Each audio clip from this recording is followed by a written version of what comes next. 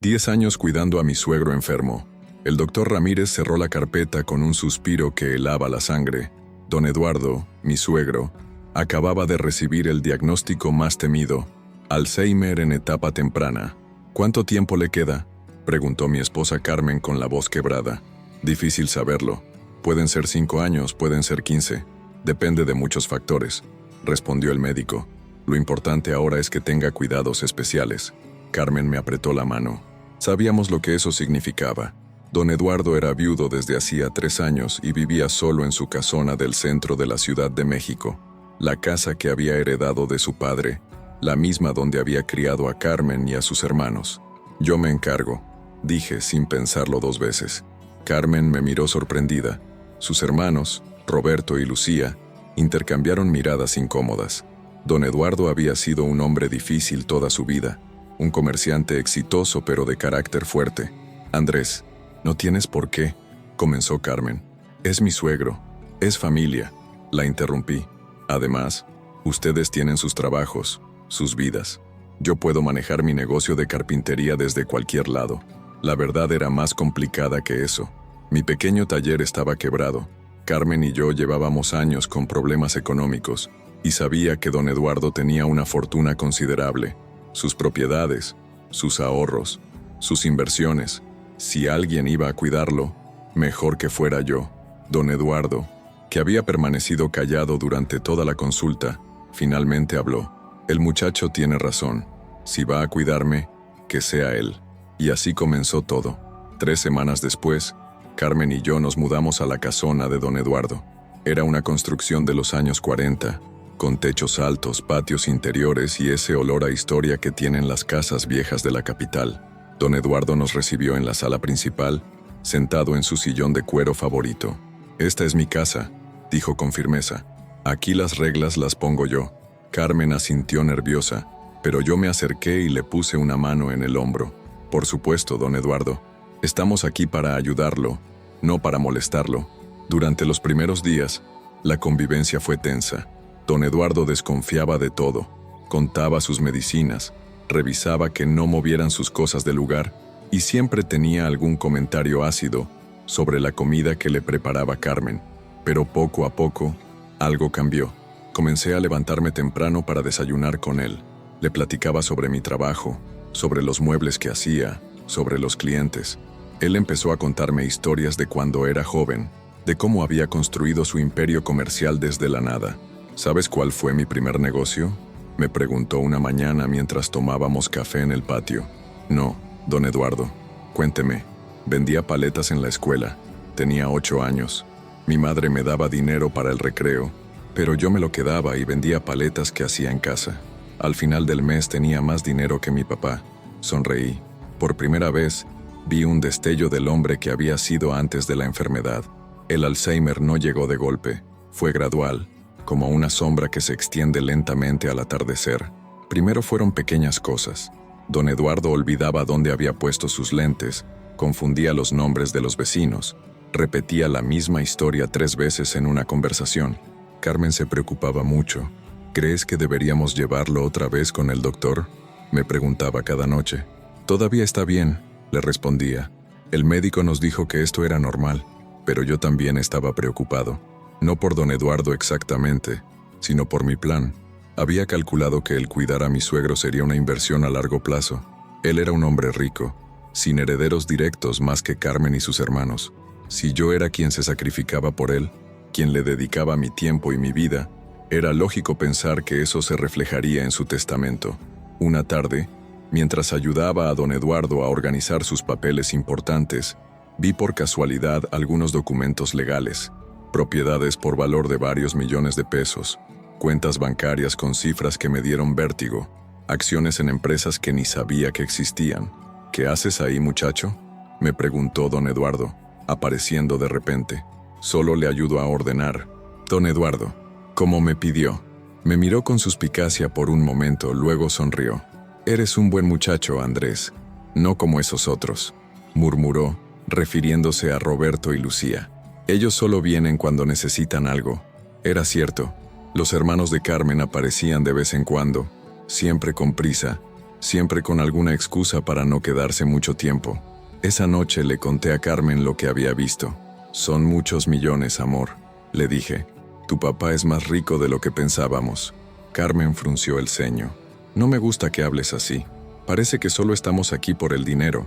«No es eso», mentí. «Solo digo que estamos haciendo lo correcto. Y si él quiere reconocer nuestro esfuerzo, pues mejor». Los meses pasaron y establecimos una rutina. Yo me levantaba a las 6 de la mañana, preparaba el desayuno de don Eduardo, le daba sus medicinas, y luego pasaba el día con él mientras Carmen trabajaba. Don Eduardo tenía días buenos y días malos. En los buenos, conversábamos durante horas. Me contaba sobre sus viajes de negocios, sobre las decisiones que había tomado para hacer crecer su fortuna, sobre la época dorada del comercio en el centro histórico. En los días malos, se confundía. A veces me confundía con su hijo que había muerto en un accidente años atrás. Otras veces pensaba que seguía casado con su esposa y me preguntaba por qué una extraña, Carmen, estaba en su casa. Pero incluso en los días malos, yo mantenía la paciencia, le seguía la corriente, le hablaba con cariño, me aseguraba de que comiera bien y tomara sus medicinas. «Eres un santo», me decía Carmen cuando llegaba del trabajo y me encontraba leyéndole el periódico a su padre. «Es mi deber», respondía yo, pero por dentro sonreía. Cada día de cuidados era una inversión. Cada momento de paciencia era dinero en el banco. Una tarde, don Eduardo me llamó a su estudio. «Siéntate, muchacho. Quiero hablar contigo». Me senté frente a su escritorio de caoba. En la pared había diplomas, fotografías con políticos y empresarios importantes, reconocimientos de cámaras de comercio. «He estado pensando», comenzó don Eduardo. «Tú eres el único que realmente se preocupa por mí. Carmen es buena muchacha, pero está ocupada. Roberto y Lucía». Hizo una mueca de desprecio. «Esos solo aparecen cuando hay problemas». Asentí comprensivamente. «Usted es familia para mí, don Eduardo. Por eso quiero que sepas algo. He estado modificando mi testamento». El corazón me dio un brinco, pero mantuve la compostura. «No tiene que decirme nada de eso, don Eduardo». «Sí tengo que decirlo», insistió. «Cuando yo me muera, tú vas a estar bien, muy bien». Esa noche no pude dormir. Carmen roncaba suavemente a mi lado, pero yo estaba despierto calculando. Si don Eduardo me dejaba aunque fuera una cuarta parte de su fortuna, nunca más tendríamos que preocuparnos por el dinero.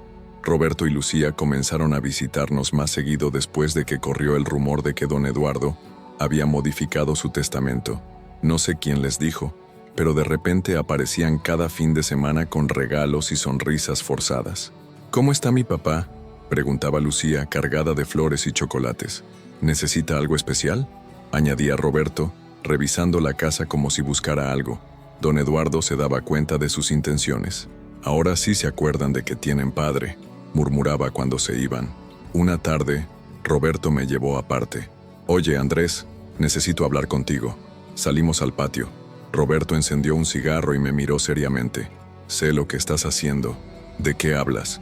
«No te hagas. Estás manipulando a mi papá para que te deje la herencia». Me reí, aunque por dentro estaba nervioso. «Estás loco, Roberto. Yo solo cuido a don Eduardo porque es lo correcto». «Claro, y por eso te mudaste aquí. Y por eso pasas todo el día con él. Y por eso de repente eres su hijo favorito. Si estás celoso porque tu papá me aprecia, ese es tu problema», le dije. «Tal vez si hubieras venido a visitarlo más seguido antes de que se enfermara». Roberto tiró el cigarro al suelo y se acercó a mí. «Te estoy advirtiendo, Andrés. Si mi papá muere y resulta que te dejó todo a ti, vamos a tener problemas. ¿Me estás amenazando?». «Te estoy informando». Esa noche le conté a Carmen lo que había pasado. «Roberto está preocupado, eso es todo», dijo Carmen. «Pero tiene razón en una cosa. Mi papá sí te ha tomado mucho cariño. A veces me da hasta celos», añadió riéndose. Pero yo sabía que Roberto tenía razón. Sí estaba manipulando la situación. Sí tenía un plan. Y sí esperaba ser recompensado por mis esfuerzos. La pregunta era, ¿estaba haciendo algo malo? Don Eduardo empeoró durante el segundo año.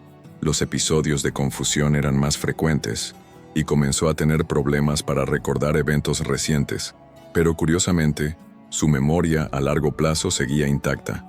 Una mañana me despertó tocando mi puerta a las 5 de la madrugada. «Muchacho, Necesito que me acompañes al centro. Tengo una cita importante. Don Eduardo, son las 5 de la mañana, no tiene ninguna cita. Claro que tengo, con mi abogado, es muy importante. Carmen se despertó por el ruido. ¿Qué pasa, papá? Tu marido va a llevarme con el licenciado Herrera. Tengo que arreglar unos papeles. Carmen y yo nos miramos. El licenciado Herrera había sido el abogado de don Eduardo durante décadas, pero murió el año anterior.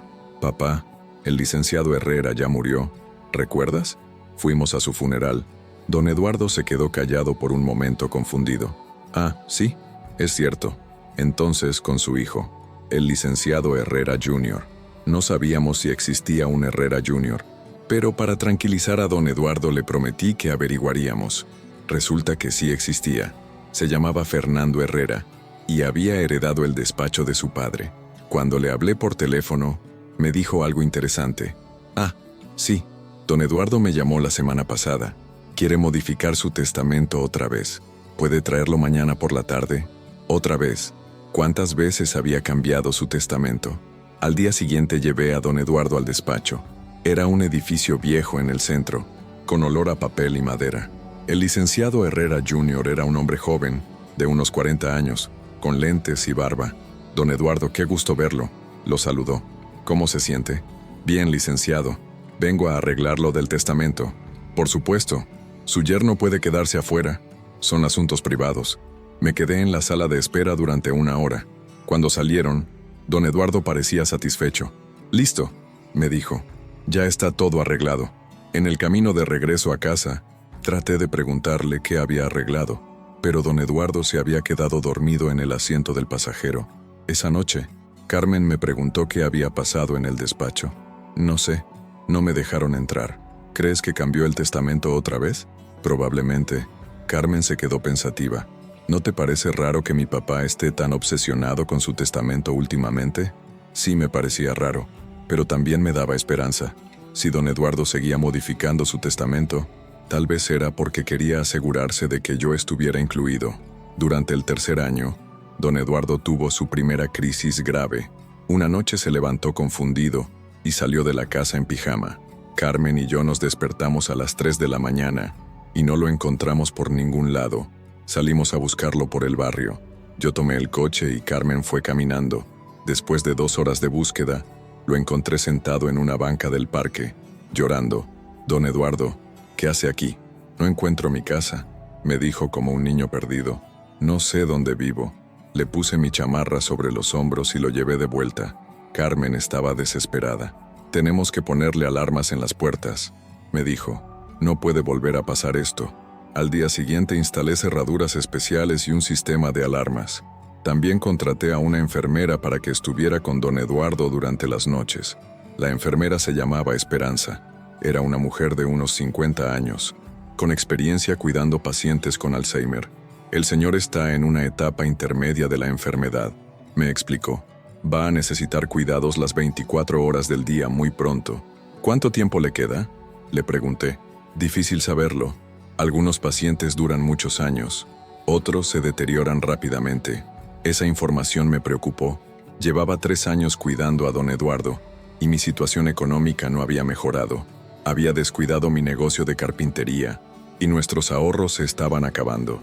Si don Eduardo vivía muchos años más, tendría que buscar otra fuente de ingresos, pero al mismo tiempo, no podía abandonarlo ahora, no después de haber invertido tanto tiempo, no cuando estaba tan cerca de cobrar mi recompensa. Una tarde, mientras don Eduardo dormía la siesta, aproveché para revisar algunos de sus papeles. Encontré estados de cuenta bancarios recientes. Su fortuna había crecido. Las inversiones que había hecho años atrás estaban dando frutos. También encontré una copia de su testamento anterior, el de antes de que yo llegara. En ese documento, la herencia se dividía en partes iguales entre Carmen, Roberto y Lucía. Yo no aparecía por ningún lado, pero eso era el testamento viejo. Según don Eduardo, ya lo había cambiado. La pregunta era, ¿cuánto me había dejado?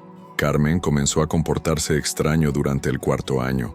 Se había dado cuenta de que don Eduardo me prefería a mí sobre ella, y eso la lastimaba. «Es mi papá», me reclamó una noche. «Yo soy su hija, pero te hace más caso a ti. Amor, eso es porque paso más tiempo con él». Tú trabajas todo el día. Podría renunciar. Podría cuidarlo yo. No digas tonterías. Tu sueldo es el único ingreso fijo que tenemos. Era verdad. Mi negocio estaba prácticamente muerto, y los gastos de cuidar a don Eduardo eran muchos. Las medicinas, la enfermera, los doctores, las terapias. Si Carmen renunciaba a su trabajo, no tendríamos cómo sobrevivir, pero había otra razón por la que no quería que Carmen se hiciera cargo. Si ella se convertía en la cuidadora principal, entonces ella sería quien recibiera el reconocimiento de don Eduardo. Ella sería quien apareciera en el testamento. No, después de 4 años de sacrificio, yo no iba a permitir que Carmen me quitara mi lugar. Una tarde, Carmen llegó temprano del trabajo y me encontró jugando dominó con don Eduardo en el patio. «Papá», lo saludó con entusiasmo. «¿Cómo está?» Don Eduardo la miró con cierta confusión. «¿Quién eres tú?» Carmen se quedó helada. Era la primera vez que don Eduardo no la reconocía. «Soy Carmen, papá, su hija». Don Eduardo me miró a mí. «¿Esta señora es tu esposa, Andrés?» «Sí, don Eduardo. Es Carmen, su hija. Se acuerda de Carmen, ¿verdad?» Don Eduardo se quedó pensando por un momento. Luego sonrió. «Ah, claro. Carmen, mi niña bonita. ¿Cómo estás, hijita?» Pero el daño ya estaba hecho. Carmen subió a nuestro cuarto y lloró durante 1 hora. «Se está olvidando de mí», me dijo entre lágrimas. Su propia hija. «Y se está olvidando de mí. Pero a ti nunca te olvida». Era verdad. Por alguna razón don Eduardo siempre me recordaba a mí. Tal vez porque pasaba más tiempo conmigo. Tal vez porque le recordaba a alguien de su pasado. El caso es que yo era la constante en su mundo que se desvanecía. Y eso era exactamente lo que necesitaba para asegurar mi futuro. Durante el 5.º año, don Eduardo empeoró considerablemente. Comenzó a tener episodios violentos, alucinaciones y periodos largos de no reconocer a nadie excepto a mí. Roberto y Lucía insistieron en llevar a don Eduardo con otro especialista. «Queremos una segunda opinión», me dijo Roberto. «Tal vez hay tratamientos nuevos que no hemos considerado». El nuevo doctor, el doctor Sánchez, era más joven y parecía más actualizado en los últimos avances médicos. Después de examinar a don Eduardo, nos reunió a toda la familia. «El deterioro es considerable», nos dijo, «pero no es irreversible. Hay nuevas terapias, medicamentos experimentales, tratamientos que podrían ralentizar el proceso». «¿Cuánto cuestan?», preguntó Carmen. «Son caros, muy caros, pero considerando la situación económica del paciente, creo que vale la pena intentarlo». Roberto y Lucía se emocionaron con la posibilidad. «Por supuesto», dijo Lucía, «hay que intentar todo lo posible, pero yo tenía mis dudas. Si don Eduardo mejoraba, si recuperaba algo de lucidez, podría cambiar de opinión sobre el testamento. Podría darse cuenta de mis verdaderas intenciones. Podría decidir que no merecía su herencia. Son tratamientos experimentales», dije. «Nadie garantiza que funcionen. Y don Eduardo ya está muy grande para estar sometiéndolo a experimentos». «¿Cómo puedes decir eso?», me reclamó Roberto. «Es mi padre. Tenemos que intentar todo». «Yo he estado cuidándolo durante 5 años», le respondí. «Conozco su condición mejor que nadie. Y sé que don Eduardo no querría ser un conejillo de indias». Al final, don Eduardo mismo resolvió el dilema. Cuando le explicamos las opciones, él fue muy claro. «No quiero más doctores. No quiero más medicinas raras. Quiero quedarme en mi casa con Andrés. Él me cuida bien». Roberto y Lucía se frustraron, pero respetaron la decisión de su padre. Esa noche, Carmen me preguntó si había hecho lo correcto. «¿De verdad crees que los tratamientos no habrían funcionado?» «No lo sé», mentí. «Pero don Eduardo tiene derecho a decidir sobre su propia vida». La verdad era que no quería arriesgar mi posición. 5 años de cuidados, 5 años de sacrificio. No podía permitir que unos doctores arruinaran mi plan. Durante el 6.º año descubrí algo que cambió mi perspectiva sobre toda la situación. Una tarde, mientras organizaba el estudio de don Eduardo, encontré una caja fuerte escondida detrás de unos libros. Estaba abierta. Probablemente don Eduardo había olvidado cerrarla. Adentro había documentos, fotografías viejas y cartas, pero lo que me llamó la atención fue un sobre con mi nombre, para Andrés. Lo abrí con manos temblorosas. Adentro había una carta escrita con la letra de don Eduardo, aunque más temblorosa de lo usual. «Andrés», decía la carta, «si estás leyendo esto probablemente ya me he muerto, o ya no recuerdo ni mi propio nombre. Quiero que sepas que no soy tonto, Sé por qué te quedaste a cuidarme. Sé que tienes problemas de dinero. Sé que esperas recibir algo cuando yo me muera. El corazón me dio un vuelco. Don Eduardo había sabido todo el tiempo. La carta continuaba. No me molesta.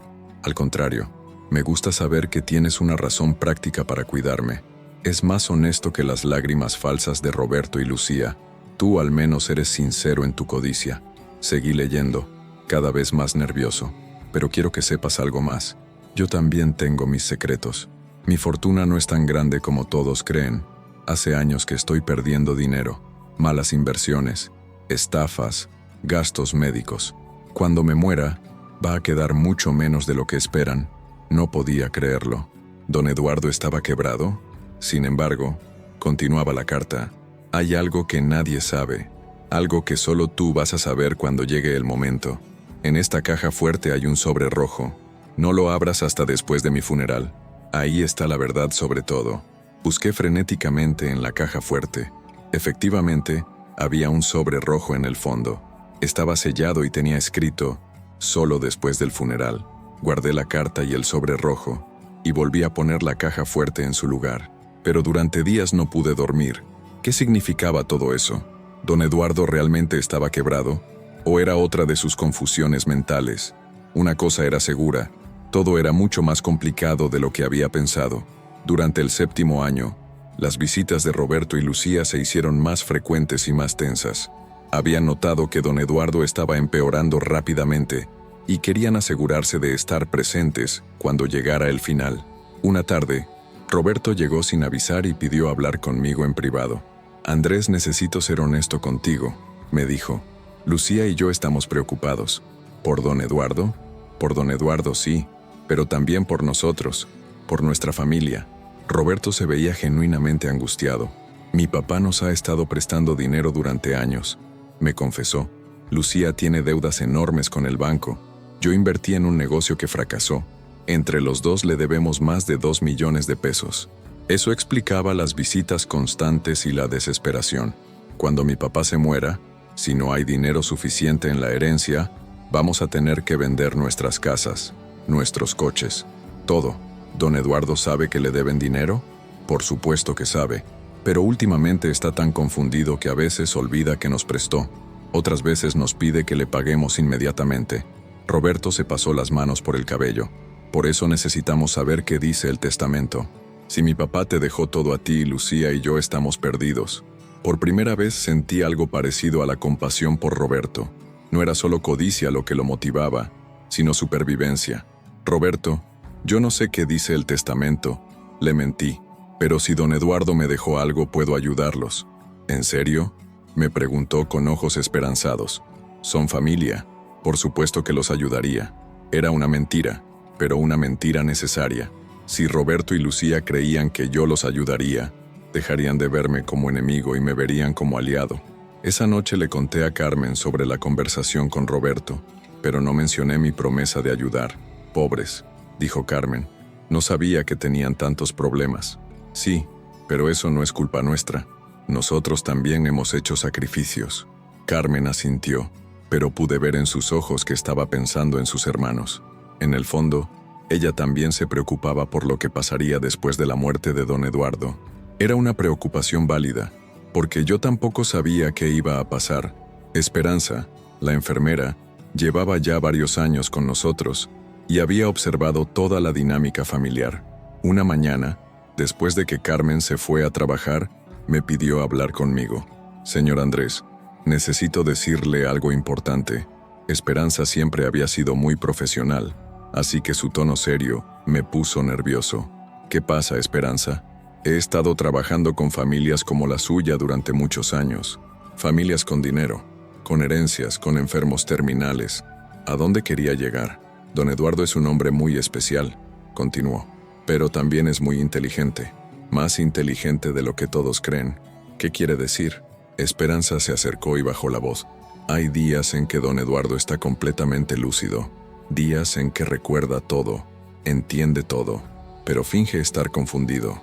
Sentí un escalofríos. «Eso es imposible. Los doctores han confirmado su diagnóstico. Los doctores ven lo que don Eduardo quiere que vean, pero yo paso las noches con él, Y en las noches, cuando cree que nadie lo escucha, habla por teléfono. ¿Con quién habla? No sé, pero habla de negocios, de dinero, de planes. Y habla de usted, señor Andrés. El corazón me latía tan fuerte que pensé que Esperanza podría escucharlo. ¿Qué dice de mí? Dice que usted es muy paciente, que ha esperado mucho tiempo, y que pronto va a recibir lo que se merece. No sabía si Esperanza me estaba diciendo la verdad o si solo quería asustarme, pero esa noche me quedé despierto, escuchando, y efectivamente, alrededor de las 3 de la mañana, escuché murmuros que venían del cuarto de don Eduardo. Me levanté silenciosamente y me acerqué a su puerta. Estaba hablando por teléfono con voz clara y firme. No alcancé a entender las palabras, pero definitivamente no sonaba como un hombre con Alzheimer avanzado. ¿Cuánto de su enfermedad era real y cuánto era actuación? Al día siguiente confronté a don Eduardo directamente. Esperé a que Carmen se fuera a trabajar y a que Esperanza saliera a hacer las compras. Don Eduardo, necesito hablar con usted. Él estaba sentado en el patio, aparentemente perdido en sus pensamientos. ¿Qué pasa, muchacho? Anoche lo escuché hablando por teléfono, hablando como si no estuviera enfermo. Don Eduardo me miró por un momento largo, evaluándome. Luego sonrió. Te tardaste mucho en darte cuenta. La transformación fue inmediata. Su postura se enderezó, sus ojos recuperaron esa chispa de inteligencia que recordaba de los primeros años, y su voz se volvió firme y clara. Siéntate, Andrés. Es hora de que sepas la verdad. Me senté, completamente aturdido. ¿Todo este tiempo ha estado fingiendo? No todo, aclaró don Eduardo. El Alzheimer es real. Los doctores no mintieron, pero no está tan avanzado como todos creen. Tengo días buenos y días malos. En los días buenos prefiero que todos piensen que tengo días malos. ¿Por qué? Don Eduardo se reclinó en su silla. ¿Alguna vez has tenido mucho dinero, Andrés? No, el dinero cambia a las personas. No al que lo tiene, sino a las personas que lo rodean. Cuando la gente sabe que tienes dinero, nunca sabes si te quieren por ti mismo o por lo que pueden obtener de ti. Empezaba a entender. Quería saber quién me cuidaría por amor y quién lo haría por interés. Continuó. Roberto y Lucía aparecían solo cuando necesitaban algo. Carmen es buena muchacha, pero está ocupada con su vida. Tú te quedaste. Pero yo también estoy aquí por el dinero, admití. Lo sé, dijo don Eduardo riéndose. Por eso me gustas. Eres honesto en tu codicia. No finges amarme como un padre. No actúas como si fuera un sacrificio cuidarme. Simplemente lo haces, día tras día, porque esperas algo a cambio. Me quedé callado. No sabía si sentirme insultado o halagado. El problema, Andrés, es que las cosas no son como tú piensas. Don Eduardo se levantó de su silla y caminó hacia una planta en el patio. Movió la maceta y sacó una llave pequeña. Ven conmigo. Lo seguí hasta su estudio. Abrió la caja fuerte que yo había encontrado días atrás. Veo que ya conoces este lugar, dijo al notar mi cara de sorpresa. No importa, es hora de que sepas todo. Sacó varios documentos y los puso sobre el escritorio. Esta es mi situación financiera real, me dijo, mostrándome estados de cuenta. Como te dije en la carta, no soy tan rico como todos creen. Revisé los papeles. Efectivamente, don Eduardo tenía deudas enormes. Las propiedades estaban hipotecadas, las cuentas bancarias casi vacías, las inversiones perdidas. ¿Cómo pasó esto? Roberto y Lucía, respondió simplemente. Durante años me pidieron préstamos, para sus negocios, para sus casas, para sus problemas. Yo les di dinero porque son mis hijos, pero nunca me pagaron. ¿Cuánto le deben? Más de 3 millones de pesos. Entre los dos, era una cantidad enorme. Además, he estado fingiendo que mi enfermedad es peor de lo que es. Eso me ha costado mucho dinero en cuidados médicos innecesarios, medicinas que no necesito, terapias que no funcionan. ¿Por qué hizo todo eso? Don Eduardo me miró directamente a los ojos, para probarlos, para probar a todos. Y ahora ya sé quién se queda y quién se va cuando las cosas se ponen difíciles. Señaló hacia la caja fuerte. Ahí está el sobre rojo que mencioné en la carta. Ábrelo. Con manos temblorosas, saqué el sobre rojo y lo abrí. Adentro había un documento legal. Es un poder notarial, me explicó don Eduardo. Te da control total sobre mis finanzas y mis propiedades. También hay instrucciones específicas sobre qué hacer con mis deudas y mis bienes. Leí el documento. Efectivamente, Me daba poder legal para manejar todo el patrimonio de don Eduardo. ¿Por qué me da esto? Porque durante 7 años has demostrado que eres capaz de tomar decisiones difíciles. Has sacrificado tu propio negocio para cuidarme. Has soportado a mi familia. Has sido paciente incluso cuando yo he sido insoportable. Don Eduardo se sentó en su sillón de cuero. Cuando yo muera, y va a ser pronto porque la enfermedad sí es real, tú vas a ser el ejecutor de mi patrimonio. Vas a decidir cómo se pagan las deudas, cómo se distribuyen los bienes, cómo se resuelve todo este desastre que dejé. ¿Y la herencia? Esa es tu decisión. Si quieres darles algo a Roberto, a Lucía, a Carmen, es tu elección. Si prefieres quedarte con todo lo que sobre después de pagar las deudas, también es tu derecho. Me quedé en silencio, procesando la información. Hay una condición, añadió don Eduardo. Nadie puede saber que hemos tenido esta conversación. Para todos los demás, yo sigo siendo un viejo confundido con Alzheimer. ¿Entiendes? Asentí. ¿Por qué confía en mí?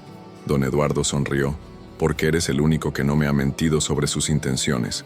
Y porque después de 7 años, creo que te conozco lo suficiente para saber que harás lo correcto. Los siguientes meses fueron extraños. Durante el día, don Eduardo seguía actuando como un enfermo de Alzheimer, y yo seguía cuidándolo como siempre. Pero por las noches, cuando estábamos solos, conversábamos como 2 personas normales. Me contó más detalles sobre su situación financiera, sobre los errores que había cometido, sobre las decisiones que había tomado para proteger a su familia. ¿Se arrepiente de haber fingido estar tan enfermo? Le pregunté una noche. No, respondió. Gracias a eso descubrí quién eres realmente, y descubrí quiénes son realmente mis hijos. También me explicó más sobre el poder notarial. Cuando yo muera, vas a encontrar que hay suficiente dinero para pagar las deudas más urgentes. Pero no va a ser fácil. Vas a tener que vender propiedades, vas a tener que negociar con los bancos, vas a tener que tomar decisiones que no van a gustarle a nadie. Y si no quiero esa responsabilidad, don Eduardo me miró seriamente. Entonces se lo das a Roberto o a Lucía, y en 6 meses van a estar todos en la ruina, incluyendo a Carmen. Era cierto. Roberto y Lucía habían demostrado durante años que no sabían manejar el dinero. Si les daba el control del patrimonio, lo perderían todo. Una tarde, Roberto vino a visitarnos y tuvo una conversación privada con don Eduardo. Después de que se fue, don Eduardo me llamó. Roberto me pidió otro préstamo. Me dijo, 50,000 pesos. Le dije que no tengo dinero. ¿Qué respondió? Que cuando yo me muera, él va a ser el albacea del testamento. Que va a recuperar todo el dinero que me prestó. Roberto no sabía que yo tenía el poder notarial. Nadie lo sabía excepto don Eduardo y yo. ¿Qué voy a hacer cuando usted se muera? Le pregunté. ¿Cómo le voy a decir a su familia que yo tengo control sobre todo? Esa es tu primera prueba, me dijo don Eduardo. Encontrar la manera de manejar la situación sin que se destruya la familia. Era más responsabilidad de la que había bargained for. Cuando empecé a cuidar a don Eduardo, solo quería dinero. Ahora tenía que convertirme en el protector de toda la familia. Don Eduardo murió en una noche de octubre, durante el 8º año. Fue pacífico. Simplemente se durmió y no volvió a despertar. Carmen estaba devastada.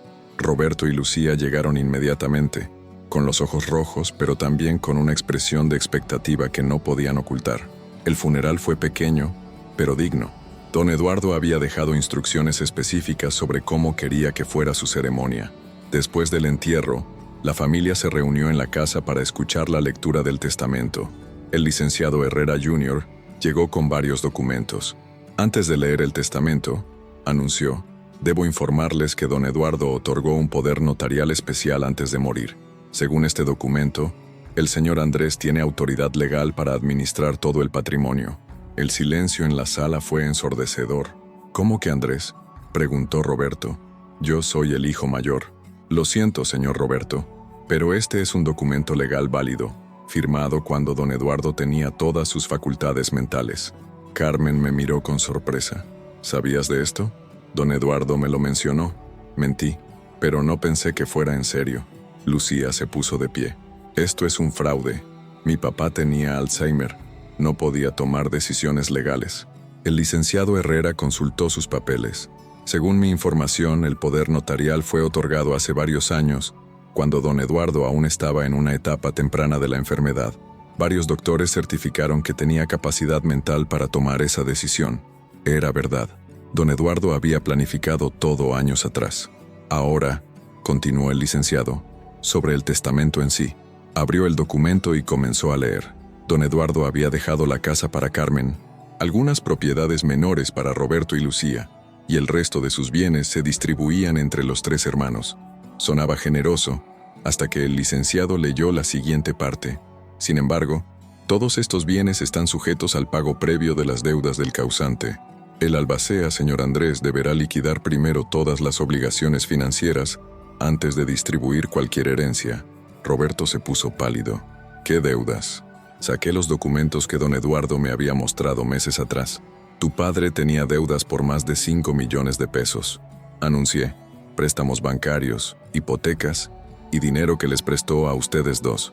Roberto y Lucía se quedaron helados. ¿Qué significa eso?, preguntó Carmen. El licenciado Herrera respondió. Significa que primero hay que vender los bienes para pagar las deudas. Si queda algo después de eso, se distribuye según el testamento. Si no queda nada. No terminó la frase, pero todos entendimos. La herencia que todos habían esperado podría no existir. Durante las siguientes semanas me dediqué a revisar minuciosamente las finanzas de don Eduardo. La situación era peor de lo que había pensado. Las deudas eran reales y urgentes. Los bancos ya estaban presionando para recuperar su dinero.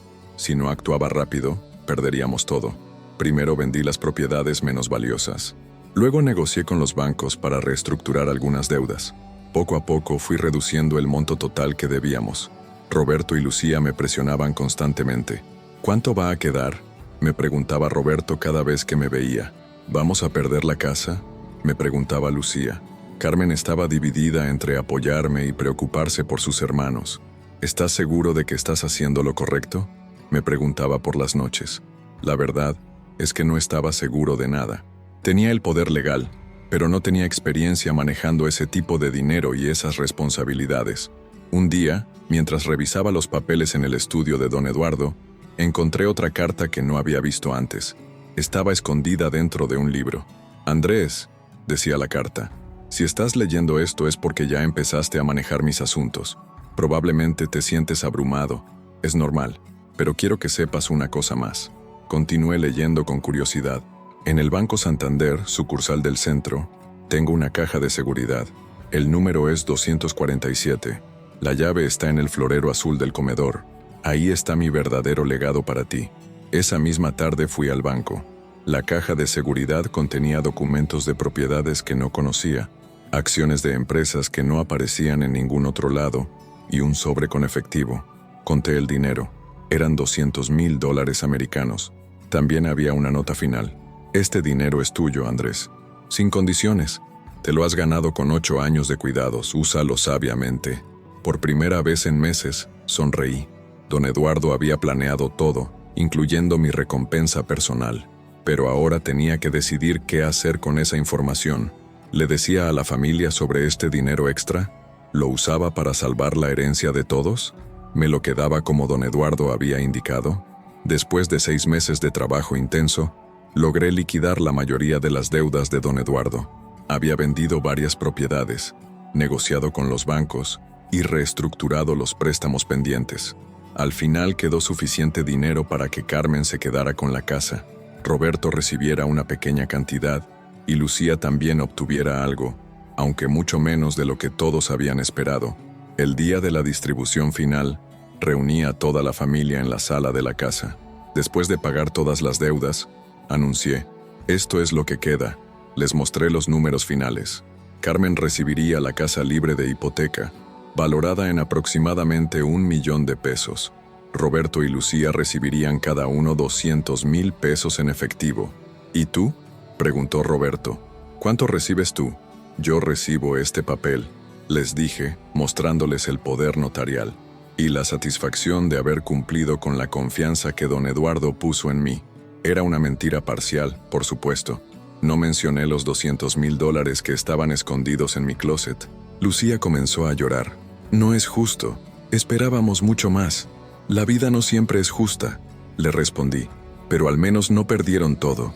Si su papá no hubiera planificado las cosas como las planificó, todos estaríamos en la ruina. Carmen me abrazó. Gracias, Andrés. Sé que no fue fácil. Roberto se acercó a mí y me extendió la mano. Supongo que te debo una disculpa y un agradecimiento. No me debes nada, le dije. Solo cuida bien el dinero que recibes. No cometas los mismos errores otra vez. Esa noche, cuando todos se fueron, Carmen y yo nos sentamos en el patio donde don Eduardo solía pasar las tardes. ¿Te arrepientes?, me preguntó Carmen. De todos estos años, de todo lo que sacrificaste. No, le respondí. Don Eduardo me enseñó cosas que no sabía sobre la responsabilidad, sobre la familia, sobre hacer lo correcto incluso cuando es difícil. Era verdad. Al principio, había estado en esto por el dinero, pero al final había aprendido que algunas recompensas no se pueden medir en pesos y centavos. El dinero que don Eduardo me había dejado en secreto nos daría estabilidad económica por muchos años, pero la experiencia de cuidarlo, de manejar sus asuntos, de proteger a su familia, esa experiencia no tenía precio. Un año después de la muerte de don Eduardo, recibí una llamada que cambiaría todo lo que creía saber sobre esta historia. Señor Andrés, habla el licenciado Herrera. Buenas tardes, licenciado. ¿En qué puedo ayudarlo? Necesito verlo urgentemente. Ha aparecido información nueva sobre el patrimonio de don Eduardo. Mi corazón se aceleró. ¿Qué podía haber aparecido después de un año? Esa tarde fui al despacho del licenciado Herrera. En su escritorio había documentos que no reconocí. Señor Andrés, ¿alguna vez escuchó hablar de una empresa llamada Inversiones del Golfo? No. Don Eduardo era el dueño secreto de esa empresa. Acaba de vender un terreno en la costa por 50 millones de pesos. Me quedé sin palabras. ¿Cómo es posible? Revisé todos sus documentos. Estas inversiones estaban escondidas bajo diferentes nombres: sociedades fantasma, prestanombres, estructuras muy complejas. Don Eduardo era mucho más inteligente de lo que cualquiera pensaba. El licenciado me mostró más documentos. Hay más, mucho más. Según mis cálculos, el patrimonio real de don Eduardo era de aproximadamente 80 millones de pesos. Todo escondido, todo protegido, todo planificado para aparecer después de su muerte. ¿Por qué me dice esto? Porque usted sigue siendo el albacea y porque hay una instrucción específica de don Eduardo sobre qué hacer con este dinero. Me entregó un sobre sellado con mi nombre. La carta de adentro era la última sorpresa de don Eduardo. Andrés, si estás leyendo esta carta, significa que has cumplido exitosamente con tu primer encargo. Manejaste mis deudas, protegiste a mi familia y tomaste decisiones responsables. Ahora viene la verdadera prueba. Continué leyendo, cada vez más asombrado. Todo el dinero que acaba de aparecer es real. Es el resultado de años de inversiones secretas y planificación financiera. Pero no es para mí. Nunca fue para mí. Este dinero está destinado a crear una fundación de caridad. Una fundación que ayude a familias que cuidan de enfermos de Alzheimer. Familias como la nuestra, que sacrifican todo por amor o por deber. Tu trabajo, Andrés, si decides aceptarlo, es administrar esa fundación. Tienes experiencia cuidando enfermos, tienes experiencia manejando dinero y has demostrado que puedes tomar decisiones difíciles. Por supuesto, si prefieres repartir el dinero entre la familia, también es tu derecho. Pero creo que ya sabes cuál sería la opción correcta. Al final de la carta había una última línea. P.S. Los $200,000 que encontraste en la caja fuerte siguen siendo tuyos. Te los ganaste honestamente. Don Eduardo había sabido desde el principio sobre mi descubrimiento del dinero extra. Me recliné en la silla del licenciado Herrera, abrumado por la magnitud de lo que acababa de descubrir. ¿Qué va a hacer, señor Andrés?, me preguntó el licenciado. Pensé en don Eduardo, en esos 8 años de cuidados, en todo lo que había aprendido sobre la responsabilidad y la familia. Pensé en Carmen, en Roberto, en Lucía, en todas las familias que estarían pasando por lo mismo que nosotros habíamos pasado. Vamos a crear la fundación, le dije, tal como don Eduardo quería. Y así fue como mi historia de codicia se convirtió en una historia de propósito. Había empezado cuidando a mi suegro por dinero, pero terminé descubriendo algo mucho más valioso, que a veces el verdadero tesoro no es lo que recibes, sino lo que das. Don Eduardo había ganado su última partida. Me había enseñado que la mejor herencia no son los bienes materiales, sino el legado de ayudar a otros. Hoy, 5 años después, La Fundación Eduardo Martínez ayuda a más de 500 familias en todo México. Y cada vez que veo a un cuidador exhausto, a una familia desesperada, a alguien que sacrifica su propia vida por cuidar a un ser querido, recuerdo las palabras de mi suegro. A veces las mejores recompensas llegan cuando ya no las esperamos.